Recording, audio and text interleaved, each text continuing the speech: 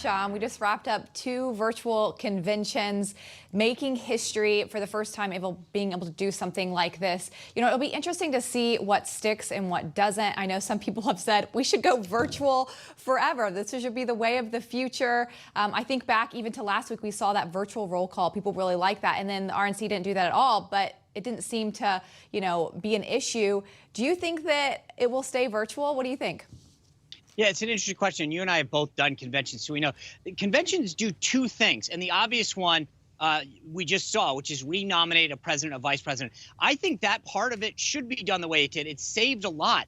No logistics, it cut down way on logistics in terms of transportation needs and security needs. It actually probably saved the federal government a ton of money in terms of security. The other thing that conventions do that people don't always recognize is they reconstitute the party organizations, the RNC and the DNC. They pass the platform and make sure that all of the party business gets done, the rules of the party that for the next 4 years will govern both the RNC and the DNC. I think they should break those apart. The parties should go off and do their thing with their delegates to reaffirm themselves. And then the actual convention piece, the hoopla and everything else, should occur virtually, kind of like it did. I think both parties proved it did.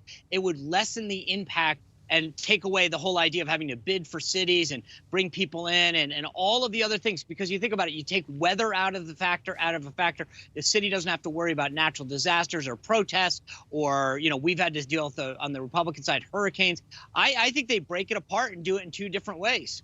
Yeah, I thought that both taught us something very interesting. We both said this many times. I almost can't say it enough. I was very nervous for the RNC going to this week, and they just blew it out of the park. I think there's so much to learn from the production value of what they did.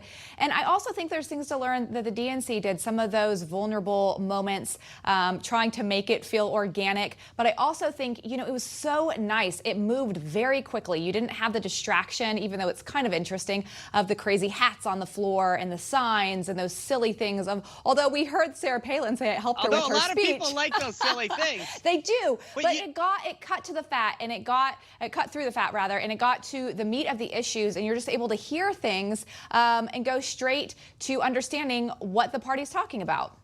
Yeah, but you could do it like President Trump and Vice President Pence did it, where you have the 2 nominees do it with an audience maybe a lot smaller. But I think it's much more manageable to do it this way and then not have to keep a city tied down for 4 or 5 days and do all this and worry about all the costs that are associated with. I think that's a nice hybrid, and I hope that they look at doing that. Yeah, I hope they look at doing too. Real quick, Sean, I want to get your take. What does the president need to do in this final sprint here until November? How does he need to lock it in to really help voters understand that he's the choice? Well, they did this really well in 2016, where the president stayed focused. He didn't give a lot of interviews. His tweets were very focused. He's got to talk about his accomplishments, his vision of the future, and really, like a laser beam, focus his attacks on Joe Biden where he's weak, which is this idea of leadership and him being in Washington for 47 years. So I think that right now, focus on your attacks on Biden, what you have done, and what you want to do, and that's it.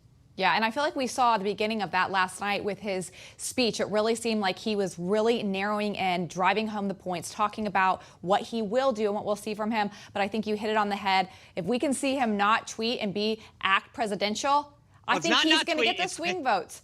I think he's going to get people and garner people's hearts if he can stay away from Twitter. We'll see.